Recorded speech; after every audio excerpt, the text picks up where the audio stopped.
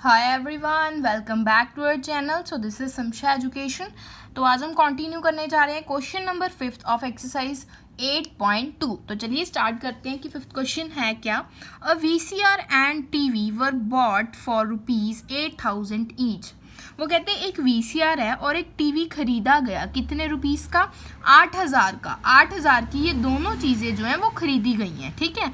The shopkeeper made a loss of 4% on the VCR. लेकिन जब shopkeeper ने उसको आगे सेल किया, वीसीआर को सेल किया, तो उसको 4% का ना लॉस हो गया and a profit of 8% on the TV. लेकिन जब उसने टीवी को सेल किया तो उसे प्रॉफिट हुआ, कितने का? 8% का। फाइंड द गेन और loss percent on the whole transaction. तो उन्होंने कहा है कि आपको गेन और लॉस फाइंड करना है आपको पूरी ट्रांजैक्शन पर, कि हमें जो जितनी भी उसको मतलब या तो उसको प्रॉफिट हुआ होगा, जितनी भी उसने चीज़ें जो हैं वो बेची हैं, टीवी और वीसीआर दोनों बेचे हैं, तो आपको ओवरऑल बताना है कि उसको गेन हुआ है कि लॉस हुआ है। तो अभी हम पहले क्या करते हैं, यहाँ पे लिखते हैं कि सीपी ऑफ वीसीआर कितनी थी। वीसीआर की सीपी कितनी थी? कॉस्ट प्राइस हमें दिया हुआ है ₹8,000 थी, ठीक है।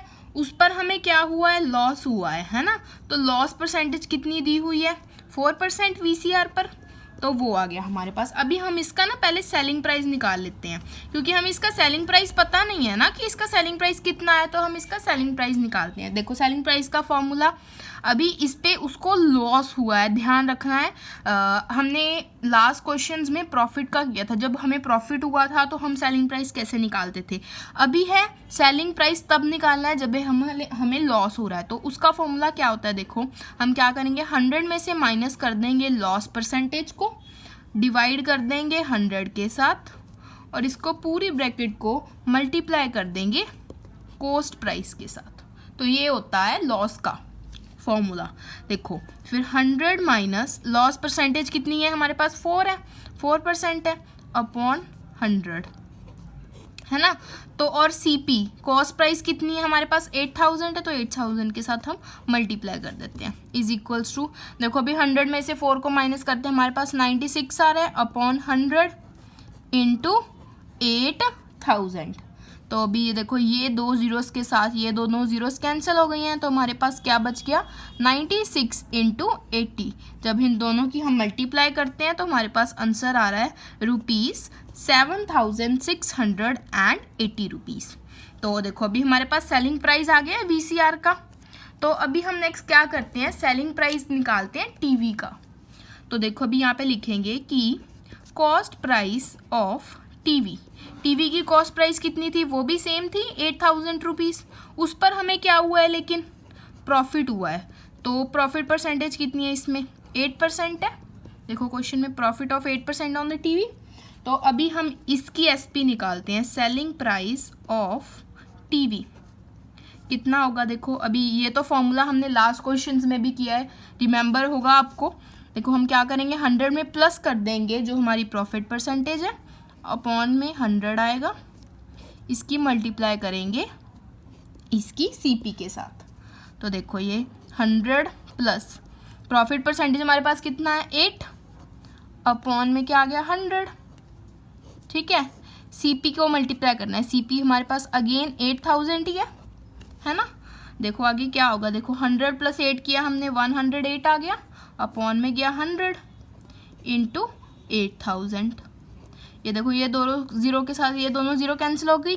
जब हमने 108 को 80 के साथ मल्टीप्लाई किया तो हमारे पास आंसर आ रहा है 8,640। तो देखो अभी हमारे पास दोनों की कॉस्ट प्राइस भी आ गई है, दोनों की सेलिंग प्राइस भी आ गई है ना।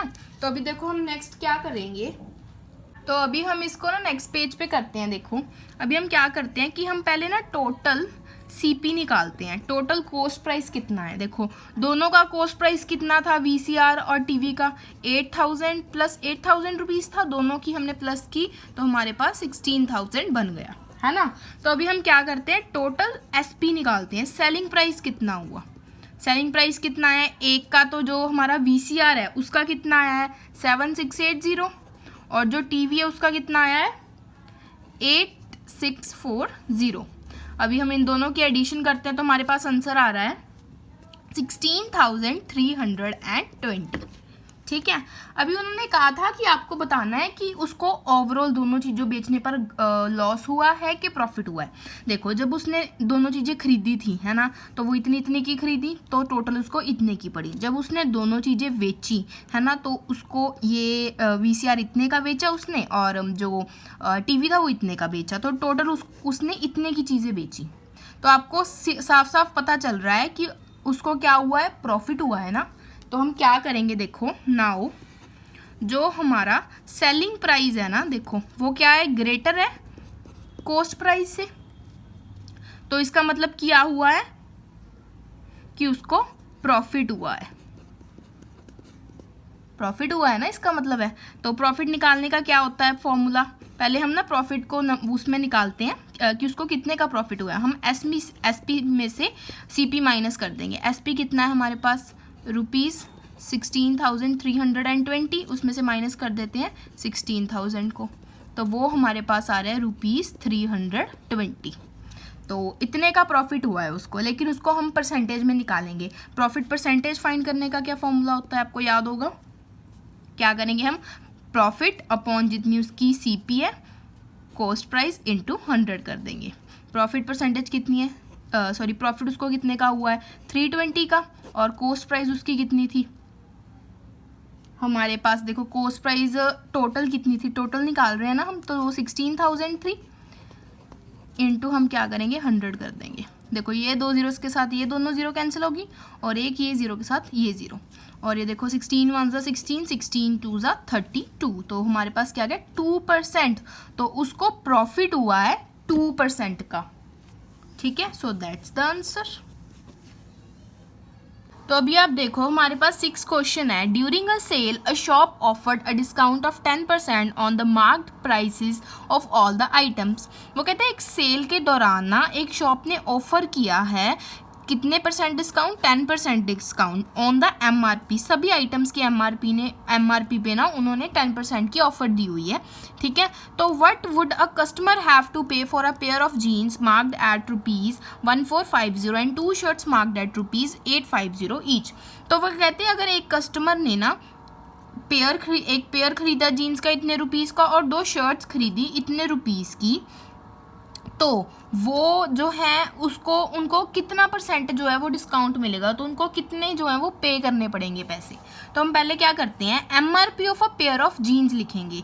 जीन्स की पेयर की MRP कितनी है, ₹1450, और MRP ऑफ अ शर्ट हमें ना एक शर्ट की दी हुई है, ऑफ 2 शर्ट्स मार्क्ड एट ₹850। मतलब आप ये मत समझना कि ये 2 शर्ट्स की इकट्ठी दी हुई है, मतलब शर्ट्स पे कितनी मार्क है, इतनी एक की है।